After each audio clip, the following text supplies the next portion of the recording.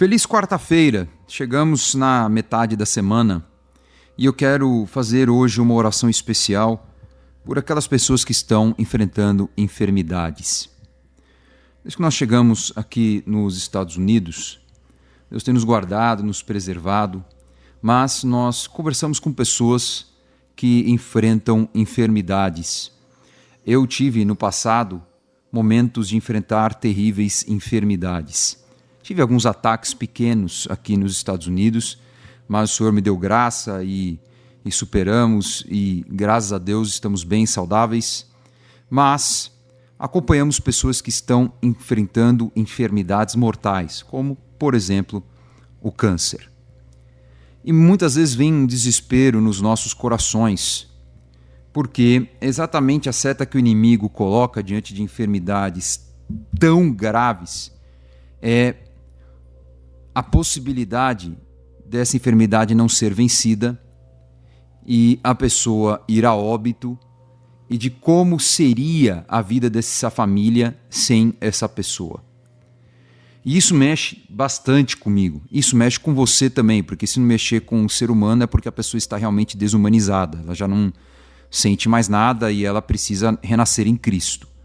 Porque o mínimo de uma pessoa, não falando nem cristã, né? O mínimo de um ser humano é ter compaixão em um momento tão aflitivo do outro, do próximo. Agora, algo que a gente tem que sempre trazer à memória é que a nossa vida ela não termina aqui na Terra. E que Deus não é um Deus de confusão. E que Deus tem caminhos que nós não entendemos, nós não compreendemos naturalmente.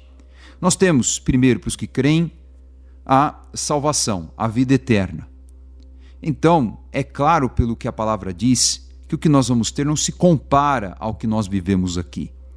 E uma pessoa estar na eternidade, ela não vai ter a memória de tudo que viveu aqui, na minha concepção. Ela vai ter uma paz tremenda, tremenda. Ela pode, alguns dizem, mas vai ter memória, não vai se lembrar, mas ela não vai ter a dor, o sofrimento que é característico da nossa condição terrena. Agora, a minha posição, movido por fé, é de não permitir que esses pensamentos tomem conta da minha cabeça. Porque esses pensamentos, eles me conduzem a uma natural passividade que vem de um pessimismo, a ponto de desistir de lutar e de continuar. A fé, ela vai provocar em mim um otimismo, sim, mas mais do que isso, vai me dar força para lutar, para não permitir que esses pensamentos, essas possibilidades, venham contaminar o meu interior e me inibir do que eu preciso produzir no mundo espiritual para que o milagre aconteça. Um exemplo clássico disso, já falamos aqui no canal, é Ezequias. Porque Ezequias, quando recebeu a palavra de morte da doença que ele estava sofrendo por parte do profeta Isaías, ele poderia ter jogado a toalha, aceitado passivamente isso, até porque teve a confirmação do profeta. Imaginem isso. Mas ele age diferente, mesmo com tristeza, mesmo com dor. A fé o leva a se posicionar, a orar, a clamar, falar: Senhor, lembra-te de mim, a minha integridade, a minha fidelidade. E ele buscou o Senhor. Ele moveu o mundo espiritual para um milagre acontecer. Ele não deixou que as possibilidades de morte o tornassem passivo para se entregar então a essas possibilidades. Ele passa a enxergar a possibilidade da cura, buscando ao Senhor com quebrantamento sincero. E o mesmo profeta que declarou que ele iria morrer voltou falando que ele viveria mais 15 anos e ainda teria vitória sobre os assírios, o grande exército de Senaqueribe.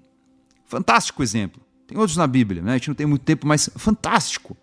Para ilustrar exatamente que diante de situações extremas, nós temos que tomar uma decisão em nos tornarmos passivos com a possibilidade da derrota e da morte, ou nos tornarmos praticantes da palavra, ativos em orar, em profetizar, em agir, em crer, em jejuar, para que essa sentença seja quebrada, para que o milagre aconteça, para que se mova a ressurreição. É assim que eu aprendi, é assim que eu me movo, e eu te aconselho a se mover desta forma também. Seja por você que esteja enfrentando uma enfermidade, seja por você que conhece alguém que esteja enfrentando também. Faz sentido para você? Faz sentido para alguém que precisa ouvir essa palavra? Manda esse link, manda essa palavra. Tem muita gente precisando dela.